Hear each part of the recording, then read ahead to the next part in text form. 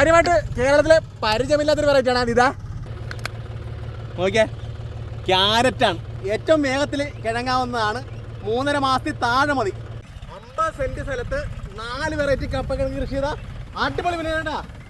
മാർക്കറ്റിൽ കൊണ്ടുപോകുന്ന സമയത്ത് സാധനത്തിന് നോട്ടമുള്ള രീതിയിൽ എന്താ നല്ല സൈസുള്ളതാണ് കൊടുക്കുന്നത്. തീരെ ചെറുതൊക്കെ നമുക്ക് വീട്ടിൽ പുഴുങ്ങാനായിട്ട് എടുക്കാവേ. ഇവിടെ പരീക്ഷ അടിസ്ഥാനത്തിൽ 3 ഇനങ്ങളാണ് കൃഷി കേട്ടാ. ഇപ്പോൾ വെള്ള കപ്പക്കിഴങ്ങ് വിളവെടുത്തോണ്ടിരിക്കുകയാണ്.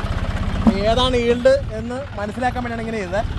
എല്ലാ വെറൈറ്റിയുടെ ഉൾവശം ഒന്ന് കാണിച്ചു തരാം. അതെ, 1 നീളമുള്ളത്, 2 കളർ കണ്ട, 3,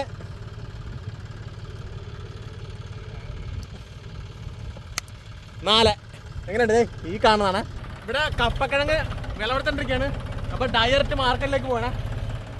ചൊരുമണലായതുകൊണ്ട് എന്താ പടപടെ തെളിയും. ഇച്ചിരി ഏറ്റവും ടോപ്പ് നല്ല വെള്ളം ഒഴിക്കണേ.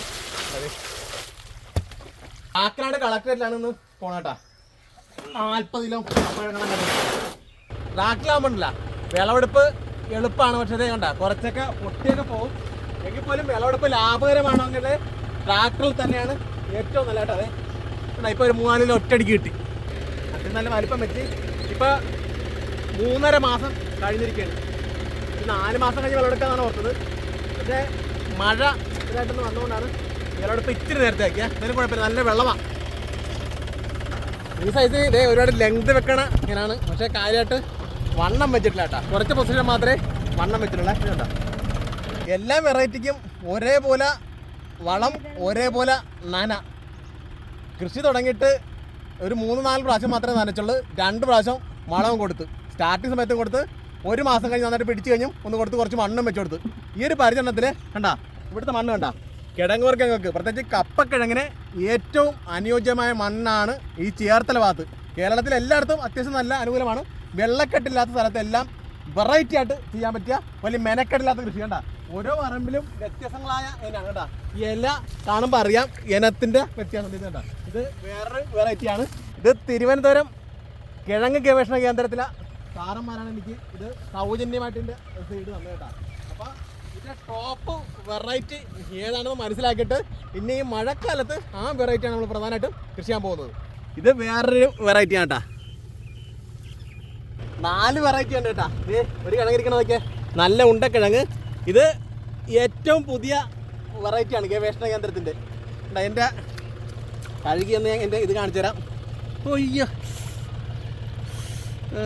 കയ്യൊന്ന് പൊട്ടി. ഓക്കെ, ക്യാരറ്റാണ്. ഏറ്റവും വേഗത്തിൽ കിഴങ്ങാവുന്നതാണ്. 3.5 മാസത്തിൽ താഴെ മതി കേട്ടോ. അതേ കണ്ടത് നല്ല ഉണ്ടക്കിഴങ്ങാണ് കേട്ടോ. ഇതൊക്കെ കൊണ്ടുവരുന്നുണ്ടല്ലോ വീട്ടമ്മമാർ കൈ നീട്ട് സ്വീകരിക്കും. ചെയ്തതിൽ ഒരുപാട് വെറൈറ്റികളുണ്ട്. എങ്കിൽ പോലും ഏറ്റവും നല്ല ഈൽഡ് കിട്ടിയിരിക്കുന്നതും വലിപ്പം കിട്ടിയിരിക്കുന്നതും ഈ ഒരു വെറൈറ്റിയാണ് കേട്ടോ.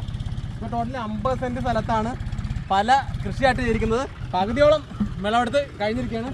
ഇനിയിപ്പോൾ കുറച്ചര വിളവെടുക്കാനുണ്ട്. അപ്പോൾ ട്രാക്ടറിലാണ് നമ്മൾ വരമ്പെടുത്തതും വിളവെടുത്തതും.